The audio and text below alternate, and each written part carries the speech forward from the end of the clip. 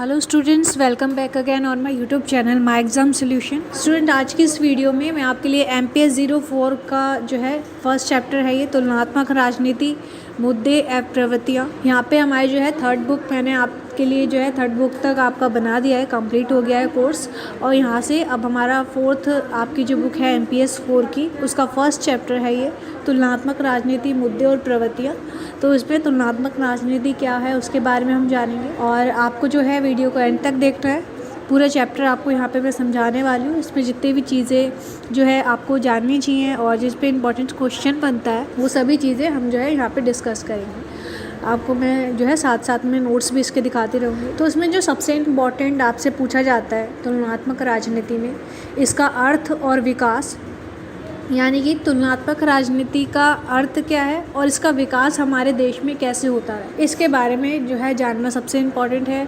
इस पे क्वेश्चन बनता है हमेशा, यही टॉपिक जो है हर साल आपका क्वेश्चन इसके जो है आता है। तो तुलनात्मक राजनीति क्या है? किसी एक राजनीतिक व्यवस्था की अन्य राजनीतिक व्यवस्थाओं से तुलना करने के तरीक़ों को सामान्यतः तुलनात्मक पद्धति कहा जाता है। यानी कि किसी एक देश की कोई राजनीति है, यानी कि वो क्या नियम अपना रही है, क्या कानून अपना रही है और कैसे उसे चला रही है अपने देश को, जो भी नीतियाँ वो अपनाती है। अब हम इसको जो है हर देश के जो भी कानून हैं, जैसे कि हम जो है भारत का जो है मौलिक अधिकार है और भी नियम कानून हैं, अब इसको हम कंपेयर करें अमेरिका की कंट्री से, या फिर और भी जो बाकी देश हैं उनके क्या नियम है, क्या उनकी राजनीतियाँ हैं, कैसे वो अपना देश चला रहे हैं जो इतना डेवलप्ड है, इन सब का अगर हम कंपैरिजन करते हैं, इनका तुलना करते हैं इन सब की, तो इसे हम कहते हैं तुलनात्मक राजनीति।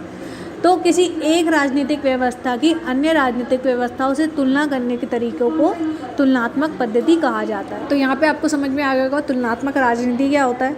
जब हम किसी एक देश की राजनीतिक व्यवस्था की दूसरे देशों की राजनीतिक व्यवस्था से तुलना करते हैं तो उसे कहते हैं तुलनात्मक राजनीति। अब ये तुलनात्मक राजनीति जो है हम क्यों करते हैं, क्यों तुलना करते हैं? क्योंकि हमें जो है किसी देश के बारे में जानना होता है, हमें किसी जो है देश कितना जो है उसमें क्या कार्य चल रहा है, कितना वो डेवलप्ड है और उसमें क्या जो है उसने अपने इतिहास में क्या किया है, ये सब जानना हमारे लिए बहुत ज़रूरी होता है, यानी हमारे देश के लिए बहुत ज़रूरी होता है।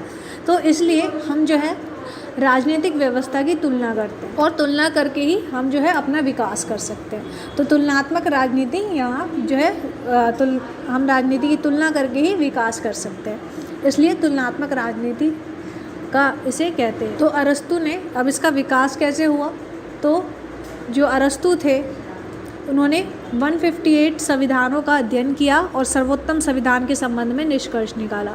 यानी कि जो अरस्तु थे इन्होंने पूरे 158 संविधान अलग अलग देशों के उनका अध्ययन किया, फिर उसमें सबसे बेहतर कौन सा है इसको इन्होंने निष्कर्ष निकाला। यानी कि इसके आधार पे इन्होंने यहाँ पे क्या करी, तुलना करी, सबके संविधानों को पढ़ा। सबके संविधान में क्या होता है, हर के देश की क्या राजनीति है, यानी कि वो क्या नीतियाँ अपना रहा है, अपने देश का विकास कैसे कर रहा है, उसके कानून नियम क्या है, ये सब संविधान में लिखा होता है। तो अरस्तु ने जो है ऐसे 158 संविधानों का अध्ययन किया और सर्वोत्तम संविधान के संबंध में निष्कर्ष निकाला था। तुलनात्मक राजनीति का अध्ययन व्यापक रूप से राजनीतिक दलों, संस्थाओं, दबाव समूहों और आर्थिक तथा सामाजिक वातावरण का भी अध्ययन किया जाता है।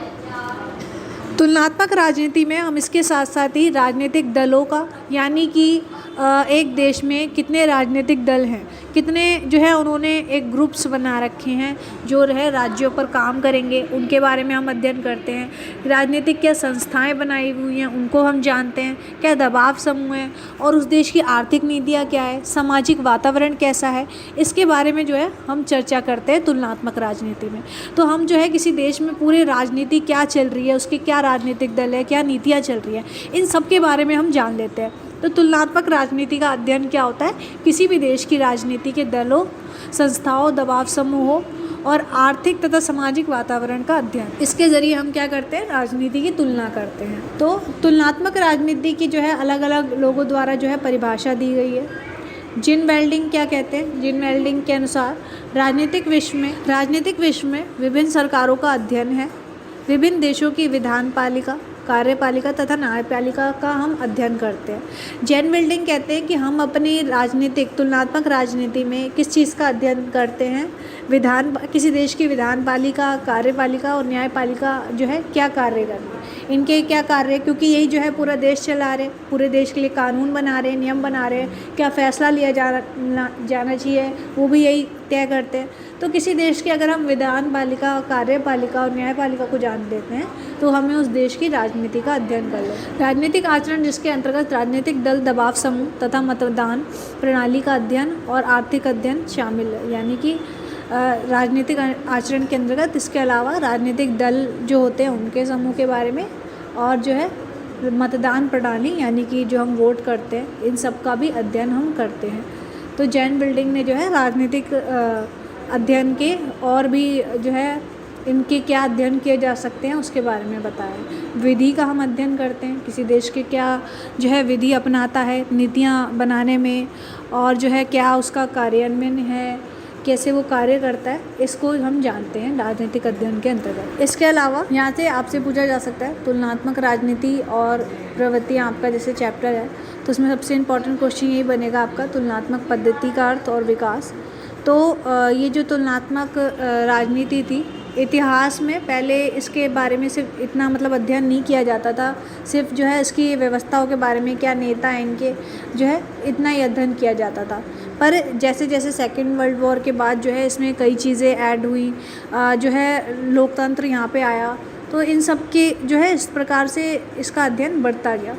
तुलनात्मक राजनीति में जो है जब 1947 के बाद और जब सेकेंड वर्ल्ड वॉर हुआ था उसके बाद से इसमें जो है विकास होता रहा तुलनात्मक राजनीति में, और हमें जो है नई नई मतलब चीज़ें इसमें राजनीति में ऐड होती रही, जैसे कि लोकतंत्र आया, और जो है महिलाओं के लिए, जनजातियों के लिए जितने भी नए नए अधिकार उसमें हुए, संशोधन हुए, ये सब जो है तुलनात्मक राजनीति के अंतर्गत हम पढ़ते हैं। तो समय समय पर जो है तो राजनीति जो होती है बदलती रहती है, इसमें नई नई चीज़ें जो है ऐड होती रहती है। समसामयिक योगदान, मतलब तुलनात्मक राजनीति में आपका जो है एक टॉपिक है समसामयिक योगदान। इसके अंतर्गत पढ़ेंगे कि तुलनात्मक राजनीति जो है यानी राजनीति जो है वो उसके किस प्रकार से हमारे देश में जो है हम इसका अध्ययन करते हैं, और या फिर ये जो है हमारे देश पे इसका पढ़ने का क्या कारण है, ये इससे क्या फ़ायदा होता है। तुलनात्मक राजनीति जो हम करते हैं इसका क्या है जो हम जो है योगदान ये दे रही है हमारे देश को चलाने में।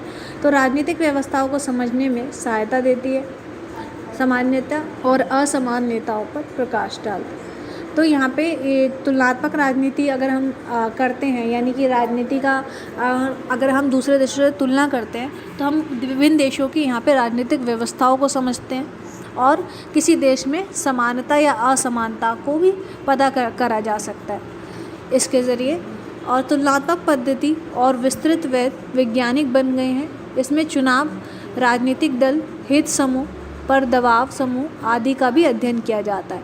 ये सब जो है सब चीज़ें सेकेंड वर्ल्ड वॉर के बाद से और जो है आज़ादी के बाद से शुरू हुई हैं। राजनीतिक दल, हित समूह पर दबाव समूह आदि का भी अध्ययन हम जो है तुलनात्मक राजनीति में फिर जुड़ गया है। इसमें सार्वजनिक नीति तथा राजनीतिक नीति का भी अध्ययन किया जाता है, यानी कि किसी देश में जो है सामाजिक कार्य क्या है, सार्वजनिक नीति क्या है, इसका अध्ययन हम करते हैं। और जो है तुलनात्मक राजनीति से हम क्या कर सकते हैं, किसी राजनीतिक नीति का भी हम अध्ययन कर सकते हैं, यानी कि उस देश के क्या कानून है, नियम है, उसके बारे में हम अध्ययन करते हैं। तुलनात्मक पद्धति के द्वारा संतुलन को समझा जा सकता है तथा राजनीतिक व्यवस्था की चुनौतियों को भी समझा जा सकता है। और तुलनात्मक राजनीति में हम जो है संतुलन कर सकते हैं। अगर हम तुलनात्मक राजनीति करते हैं, यानी कि हमने जो है विभिन्न देशों की राजनीति जान ली है, तो अब किसी देश में जो है हम कैसे संतुलन स्थापित कर सकते हैं। यानी कि हमने तुलनात्मक राजनीति के अंतर्गत जो है बहुत चीज़ें ऐसी पढ़ ली हैं, जैसे कि इतिहास में क्या घटनाएं घटी और किस वजह से किसी देश का विकास क्यों नहीं हुआ, और जो है क्या कारण मतलब हमारे देश में जो है अनडेवलपमेंट के रहे। इन सब का अध्ययन हम जो है राजनीतिक अध्ययन में कर लेते हैं। तो इसके ज़रिए हम क्या कर सकते हैं, हमारे देश में जो है संतुलन स्थापित कर सकते हैं। तो तुलनात्मक पद्धति के द्वारा संतुलन को समझा जा सकता है कि किसी देश में जो है हम संतुलन कैसे स्थापित कर सकते हैं, क्योंकि हम जो है उसमें इतिहास के और भविष्य के जो है हम जो भी चीज़ें हम पढ़ते हैं तो हमें उससे जो है अनुमान लगा लेते हैं कि किस तरह से संतुलन यहाँ पे किया जा सकता है। तथा राजनीतिक व्यवस्था की चुनौतियों को भी समझा जा सकता है। यानी कि हमारी राजनीति में, हमारे देश में और क्या चुनौतियाँ हमें देखने को मिल सकती है। क्या जैसे अगर किसी देश में हम जब जो है उस देश की नीतियाँ कानून जान लेते हैं तो हमें जो है पता चल जाता है कि इसने इतनी नीतियाँ अपनाई है तो उसका क्या आउटपुट निकल सकता है। तो यहाँ पे हम राजनीतिक व्यवस्था के क्या चुनौतियाँ आने वाली है हमारे देश पे, इसका भी अध्ययन हम करते हैं। तुलनात्मक पद्धति के द्वारा तो हम यहाँ पे जो है संतुलन स्थापित कर सकते हैं और राजनीतिक व्यवस्था की चुनौतियों को हम समझ सकते हैं। तो यहाँ पे ये जो है योगदान दे रहा है तुलनात्मक राजनीति में। ये सब क्या है, तुलनात्मक राजनीति के योगदान है हमारे देश में। इसके ज़रिए हम जो है इन सब चीज़ों का अध्ययन कर सकते हैं। आपसे जो है मोस्ट इम्पॉर्टेंट क्वेश्चन यही पूछा जाता है, तो इसका ईजिली आप जो है आंसर कर सकते हैं। और जो है पूरे चैप्टर में आपको यही दे रखा है, काफ़ी लेंथी। यहाँ पे मैंने आपको जो है मतलब आपके इम्पॉर्टेंट पॉइंट्स आपको बताए हैं शॉर्ट में यहाँ पे। तो इस तरह से ही आप जो है एग्ज़ाम में भी लिखेंगे, पॉइंट्स बना के आप लिख सकते हैं। और अगर फिर भी आपको उसके चैप्टर की फुल एक्सप्लेनेशन चाहिए आपको, तो उसके भी नोट्स आप हमसे ले सकते हैं।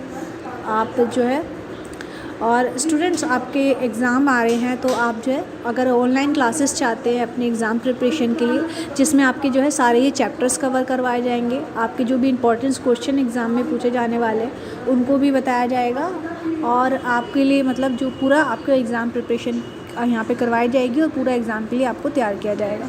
तो इस तरह से आप जो है हमें, अगर ऑनलाइन क्लासेस में आप इंटरेस्टेड है तो वो भी आप हमसे ले सकते हैं। यहाँ पे जो है आपको व्हाट्सअप नंबर दिया हुआ है, इस पर DM करके आप जो है इसकी इन्फॉर्मेशन हमसे ले सकते हैं। तुलनात्मक राजनीति में आज हमने मुद्दे और प्रवृत्तियाँ पढ़ा। इसी का अगला पार्ट जो है अगली वीडियो में आपको लिए लेकर आऊँगी और उसमें जो है हम तुलनात्मक व्यवस्था की बात करेंगे। तो यहाँ तक स्टूडेंट आपको वीडियो अच्छी लगी हो तो प्लीज़ वीडियो को लाइक करें और आप हमें कमेंट में अपना जो है कोई भी आपका पॉलिटिकल साइंस से रिलेटिव टॉपिक होता है वो भी हमें बता सकते हैं।